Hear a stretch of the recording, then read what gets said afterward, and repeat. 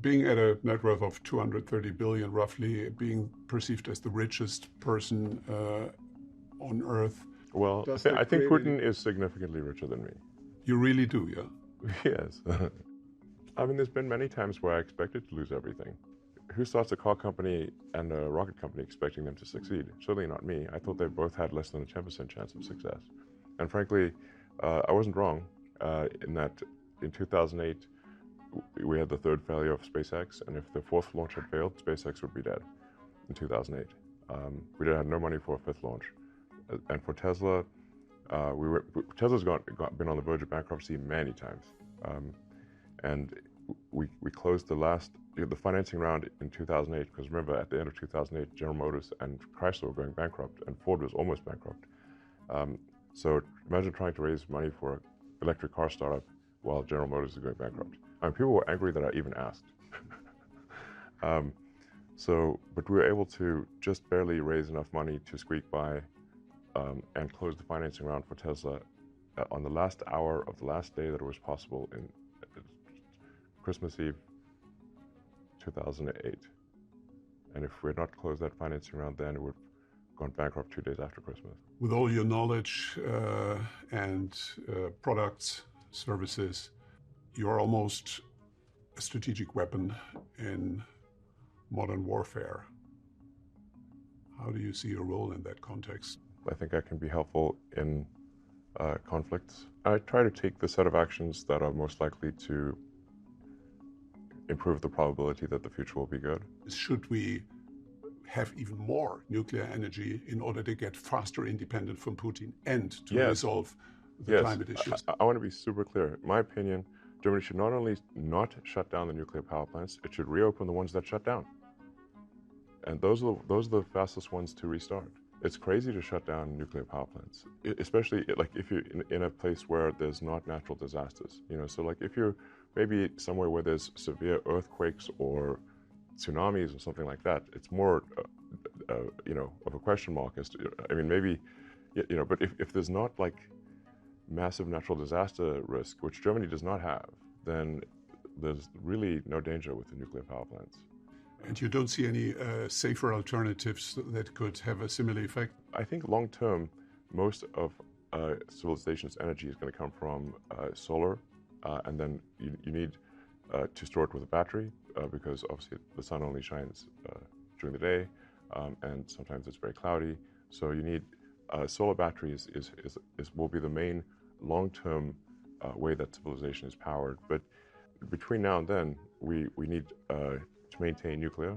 I can't emphasize enough, please do not shut down the nuclear power plants, and please reopen the ones that have been shut. This is total madness to shut them down. I want to be clear, total madness. You have recently presented Optimus, human robot, and you shared great expectations what that could do for the world. Yeah. Could you explain a little bit your motivation?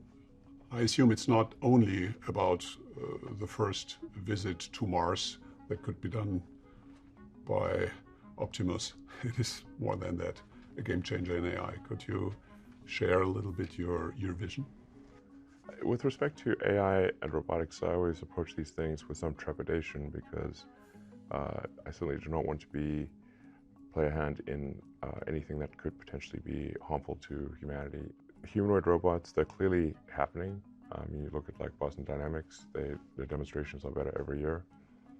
So there will be humanoid robots. I mean, the rate of advancement of AI is very rapid. Talking about speed, you have the vision that one day Starship could be able to get from A to B in 30 minutes all around the globe. Is that correct? And if so, what would the time frame for this vision? It's like a global super taxi.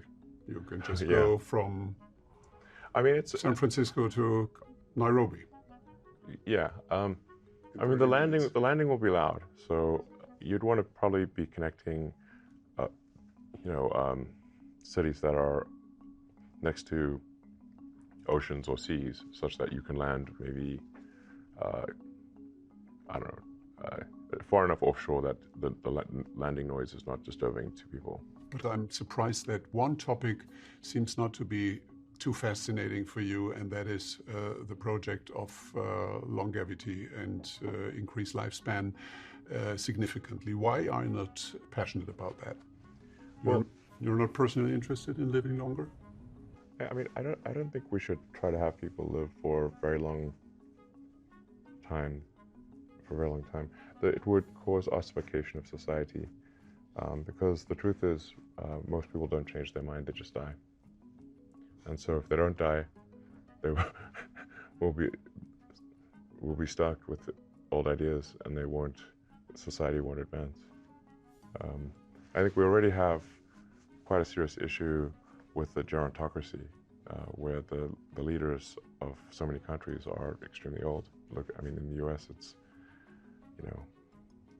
very, very ancient leadership, and it's just impossible to stay in touch with the people if you're if you're like many generations older than them. And the founders in the U.S., they put minimum ages for political office, but they did not put maximum ages, because they did not expect that people would be living so long, but they should have. Because you really want, in order for a democracy to function well, the leaders must be reasonably in touch with the bulk of the population. And if you're too young or too old, you can't say that you would be in touch. Is there anything that you really would like to achieve which you think is going to be impossible? Impossible is a strong word. You don't like that word? Well, it's a strong word. I mean, I sort of approach things from a physics standpoint, and the word impossible is, more or less banned in physics. I'm really worried about this birth rate thing. That's been troubling me for many years, because I just don't see it turning around. Every year it's worse. And I drive my friends crazy. Walter Isaacson is planning a biography, and he has written a biography on Einstein, on Steve Jobs, on Benjamin Franklin, and Leonardo da Vinci. Among the four, with whom would you like to meet and have a glass of wine? Well, I mean, it'd be an honor to meet any of them, even for a minute. I think Ben Franklin would be the most fun at dinner. And who is the one where you would say, I'm closest to him? Would it be Leonardo da Vinci? I think I'm. You're a Renaissance man, pretty different from those people. Everyone there.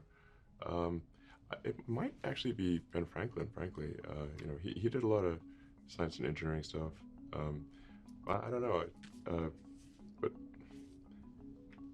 it's funny. Da Vinci thought of himself first and foremost as an engineer, and for the time he was pretty impressive. What is your biggest hope? My biggest hope is that humanity creates a self-sustaining city on Mars. You have once said,